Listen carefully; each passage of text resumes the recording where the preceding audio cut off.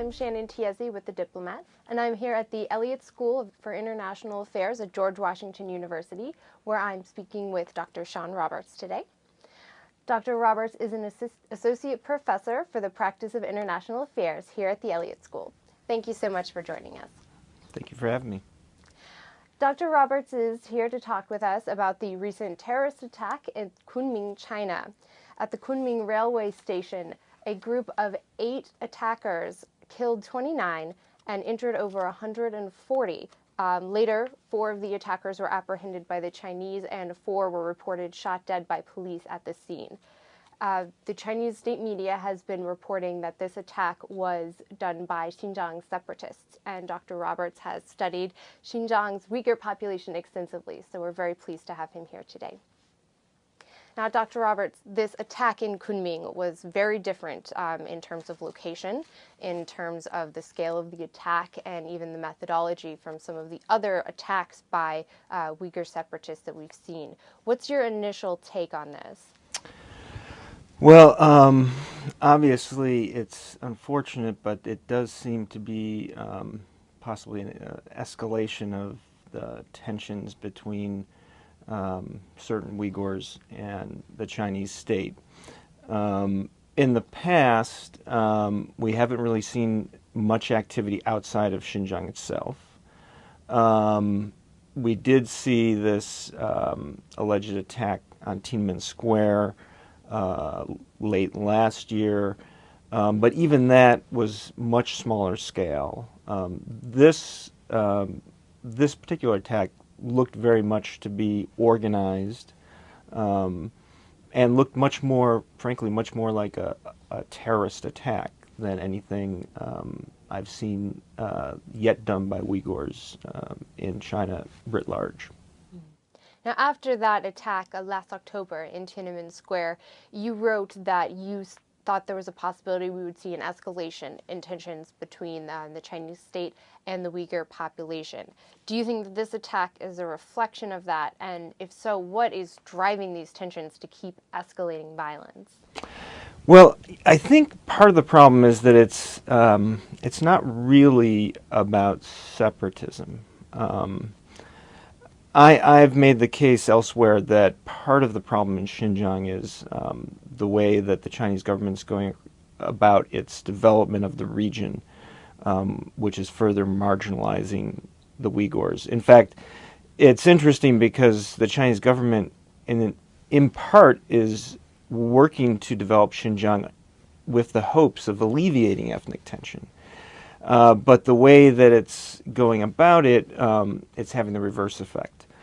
And I think that I do see this as potentially an escalation. We've seen this, we've seen basically since 2009, since the riots in Urumqi, a constant flow of violent acts.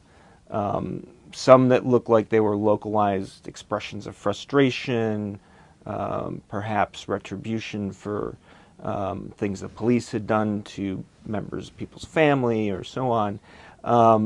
But in this particular case, first it being outside of Xinjiang, and secondly, very overtly targeting citizens, civilians, and being done by a group that seemed to be organized, definitely suggests that the tensions in Xinjiang are starting to boil over.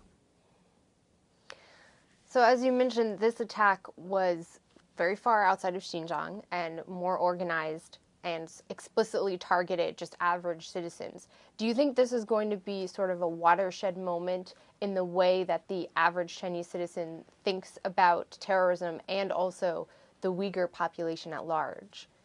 Yeah, well, that's one of the real worries, is that that this results essentially in escalation on the part of the Chinese government and Chinese citizens in terms of increasing a lot of the activity that is creating the tension in Xinjiang to begin with. And in turn, I'm worried that we might see an increase of violence out of that, because already I've been reading a lot of expressions of anger among Chinese citizens, just in terms on the internet, average citizens expressing that they're not going to speak with Uyghurs anymore. There's also some other voices saying, all Uyghurs are not the same. And we're also seeing that the Chinese government is immediately addressing this in the same way they've addressed other problems in Xinjiang, which is by intense increase in security, suppression of local voices, and so on. And all that together is kind of a recipe for disaster. I think that although it's very difficult for the Chinese government to do this, I think they have to really seriously look at why there's so much discontent in Xinjiang and really reevaluate their policies there. By trying to isolate this as something that is just an expression of an extremist group with external support, I think that runs the danger of ignoring the realities of the problem. And you've written elsewhere that China has a very specific development plan for Xinjiang that plays into Beijing's overall foreign policy goals for the region. Is there a way that Beijing can both keep moving towards its foreign policy goals, but also implement some of the changes you were talking about to help address the Uyghur discontent?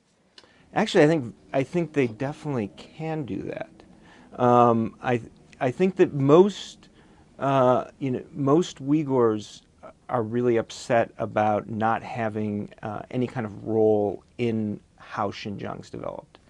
And I'm also a professor of development studies, and this issue has been a chronic problem in development. But international agencies that do development around the world increasingly are moving towards more participatory methods of trying to involve citizens in what kind of development is planned, and to give them a stake in that development. And that's the real missing piece in Xinjiang.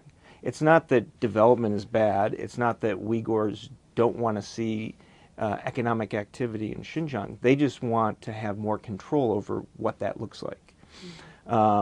Right now, we see increased inflow of Han Chinese to the region as a result of the economic development. We also see policies coupled with the economic development that's promoting Mandarin as the lingua franca, which is very upsetting to a lot of the Uyghurs who want to maintain their own language. And we're also seeing displacement of Uyghurs from traditional areas that are really important to them. This is actually, a lot of these issues are issues that are seen universally around the world among quote-unquote indigenous peoples.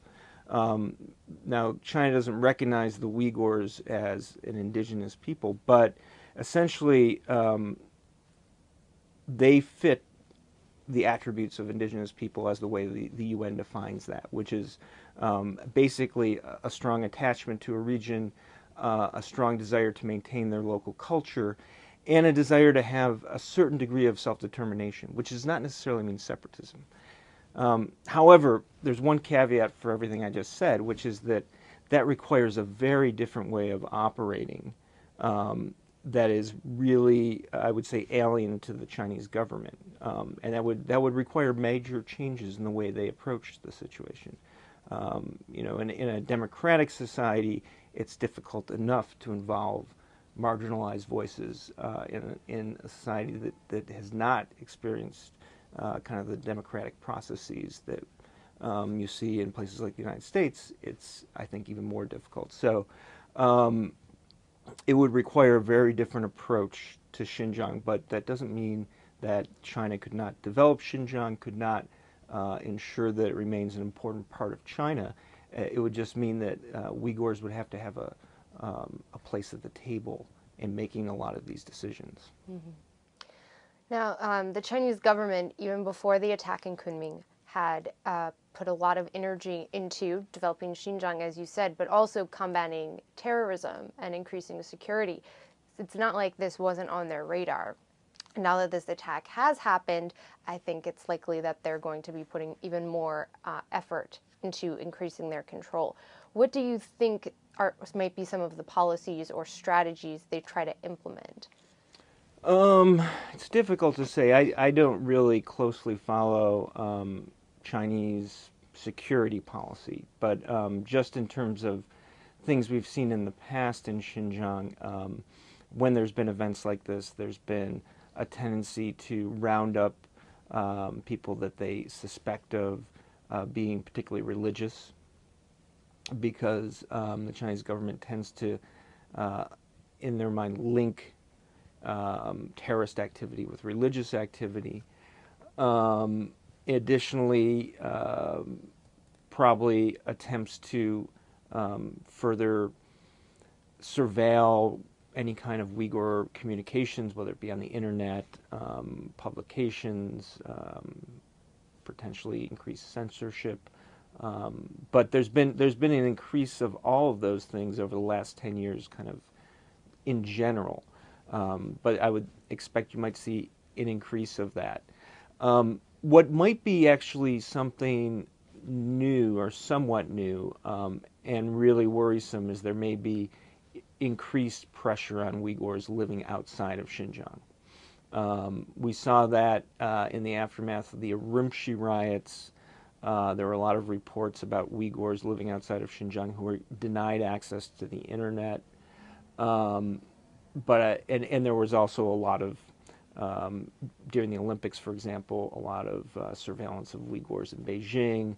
But I would anticipate seeing potentially a lot more of that after this event. Well, thank you so much for joining us, Dr. Roberts. Unfortunately, that's all the time we have. Once again, I'm Shannon Tiezi from The Diplomat.